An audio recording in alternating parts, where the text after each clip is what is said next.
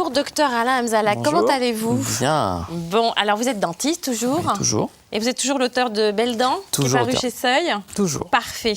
Alors, on va commencer par un mail d'Isabelle. Elle a un petit homme qui a 2 ans et demi, qui a un petit peu les dents du haut en avant par rapport à celles du bas. Donc, elle soupçonne la tétine, être responsable de ça. C'est ce que le pédiatre lui a dit. Mais elle précise qu'il a que pour dormir et qu'évidemment, quand il dort, elle tombe. Bon. Alors, Possible. la tétine, oui, même quelques heures, même 1 ou 2 heures par jour, ça peut suffire à déformer le palais. Presque parfois, comme autant que la succion du pouce. Donc, ce n'est absolument pas grave. Lorsque l'enfant aura 11 ou 12 ans, à l'âge orthodontique, on rétablira donc ce petit décalage. Ça ne peut pas se rétablir tout seul entre les dents de lait et les dents définitives? Non, absolument pas. Parce que ce n'est pas une déformation des dents, mais on va dire du palais, du maxillaire. Donc, cette déformation n'est compensable que par un traitement orthodontique. Donc, il aura des bagues. Des bagues, ou s'il n'a pas d'autres problèmes, un petit appareil amovible. Mais en général, des bagues, oui. Ah. Bon, on a maintenant Sandrine au téléphone. Allô, Sandrine? Oui, bonjour. Bonjour. Bonjour. D'où venez-vous? De la Gironde. Ah, bienvenue. On vous écoute. Alors, mon fils de 4 ans reste des dents quand il dort. On m'a dit de lui donner du vermifuge, mais cela n'a rien changé. Alors, je voulais savoir de quoi ça vient et est-ce qu'il y a quelque chose à faire? Alors, les enfants grincent et serrent souvent des dents. C'est absolument pas grave, ça ne veut pas dire qu'ils vont le faire à l'âge adulte. Alors, c'est lié au fait que les muscles sont beaucoup plus souples et... Pas qu'il est super nerveux? Ça peut être aussi une source d'expression d'un stress. Il peut être... Est-ce qu'il est nerveux, votre fils? Un petit peu, oui. Un petit peu. Bon, c'est une manière d'exprimer son énervement et son stress. Et ça peut pas faire du mal aux dents? Ça peut pas faire casser les mailles, je sais pas quoi? Non, il n'a pas de fracture de dents, il n'a pas eu de petits morceaux d'émail qui se sont cassés. Non, non. Non, bah alors il n'y a aucune inquiétude à Mais avoir. c'est quoi cette histoire de faire vermifuge? Vous avez déjà entendu parler de ça? Non, parce qu'en fait, s'il a des vers, il serait d'autant plus stressé, Ah, il contracté. gigote. Non, mais chez les enfants, c'est tellement fréquent qu'ils grincent des dents qu'on n'accorde pas plus d'importance que ça, sauf effectivement, comme vous le soulignez, si les dents se cassent, si elles s'usent. Et ça passe tout seul? Ça passe tout seul. Bon, mais par contre, si vraiment il serre vraiment des dents, il faut essayer d'analyser la cause de son stress, son énervement, ou voir de son angoisse. Bon. Mais ça n'a pas trop Ça vous va, Sandrine? Oui, c'est bon. Eh bien, à bientôt. Au revoir. D'accord, je vous remercie. Au revoir. On a reçu un mail de Laura qui veut savoir à quoi on peut reconnaître une carie sur une dent de lait. Est-ce qu'il y a des symptômes? Alors, les symptômes, ils sont visuels d'abord. C'est-à-dire, s'il y a un petit trou noir au niveau d'une dent, on peut en déduire qu'il se passe quelque chose. Bon, ça peut arriver, ça arrive même fréquemment sur les dents de lait.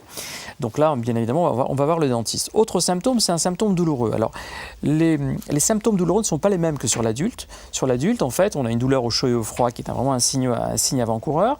Sur l'enfant, ce sera plus une douleur à la mastication, à la pression. C'est-à-dire que ces petits trous qui sont entre les dents sont le piège pour les aliments qui vont venir blesser la gencive. Donc, lorsque l'enfant se plaint, lorsqu'il mange de la viande ou des aliments filandreux, ça peut être effectivement un symptôme. Mais pourtant, quand ils sont petits, moi je trouve qu'il y a pas mal d'espace entre leurs dents quand même. Ah, pas toujours. Ça dépend. Vous avez raison. Très souvent, les dents de lait sont espacées, mais pas chez tous les enfants. Ah donc il faut bien brosser. Bien brossé. Bon, Absolument. on a maintenant Séverine au téléphone. Allô Séverine? Oui, bonjour. Bonjour, on vous écoute. Oui, donc moi j'ai mon enfant qui a 17 mois maintenant et j'aurais voulu savoir si je pouvais commencer de lui brosser les dents et avec quel dentifrice. Non. Alors, vous lui brossez les dents dès que vous pouvez, donc une toute petite brosse. C'est-à-dire à quel âge? À 1 an? Ah non, il a 17 mois. Oui, mais donc pour les autres mamans? Dès qu'on peut. Finalement, dès que les dents sont là, dès qu'on peut. Ça dépend des enfants aussi qui se laissent. Bon. Dès qu'on peut, on va dire entre 12 et 20 mois pour être large. Donc à 17 mois, vous pouvez prendre une brosse avec une petite tête et un dentifrice sans fluor. Ça, c'est important. Surtout sans fluor. Pourquoi sans fluor? Parce que l'enfant a tendance à avaler le dentifrice. Si le dentifrice contient du fluor, ça peut provoquer un excès de fluor et ça peut induire des désordres au niveau de l'émail. Bien. Ça vous va? Oui, impeccable. Bon, on a un mail de Fanny, elle est enceinte de 4 mois et demi. On lui a conseillé de consulter son dentiste pour éviter certaines complications qui pourraient provoquer un accouchement prématuré. Bon. Ça peut avoir des répercussions sur la grossesse, les problèmes dentaires? Voilà, absolument. Une infection dentaire, donc lorsqu'elle n'est pas traitée, peut induire soit... Alors, on a remarqué que les personnes qui avaient des problèmes importants pendant la grossesse, des problèmes dentaires, soit avaient un risque plus important d'accouchement prématuré. Ça, c'est le premier risque. Genre une carie?